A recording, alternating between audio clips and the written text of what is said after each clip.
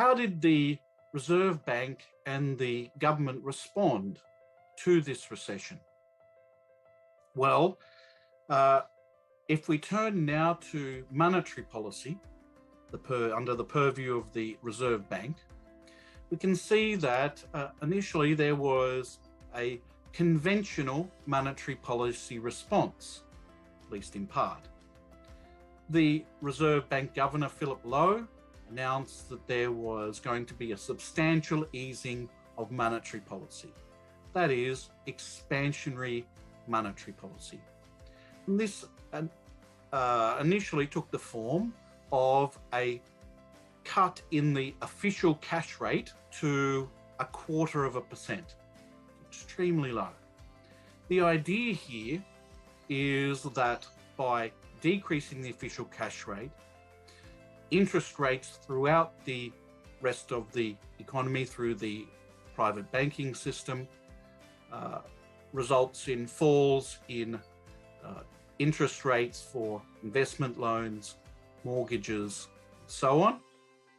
And the idea is that this would stimulate investment spending in particular.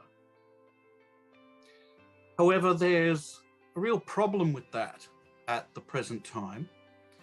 Conventional monetary policy has become increasingly ineffective. If we look here, we can see that there's been cuts in the official cash rate substantially over time.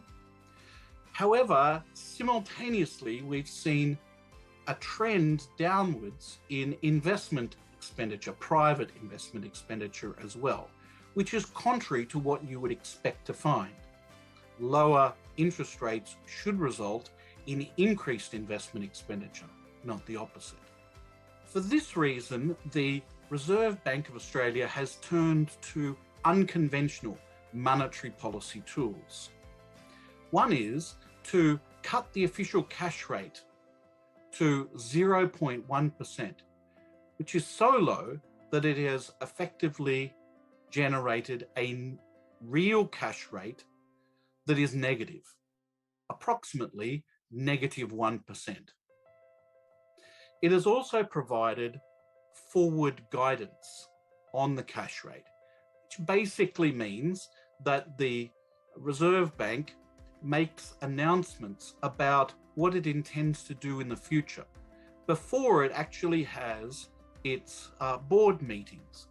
This is to give a degree of certainty to investors. It's also established a target yield on its 3-year Australian government bonds of 0.1%, which is in line with the official cash rate, and has stated that it stands ready to purchase government bonds in the secondary market to help achieve this target. The Reserve Bank has also introduced term funding facilities. That is to provide very low cost funds to banks for investment loans. So loan rates which are historically low for the banks themselves. And it has also provided greater liquidity to the banks in its exchange settlements accounts.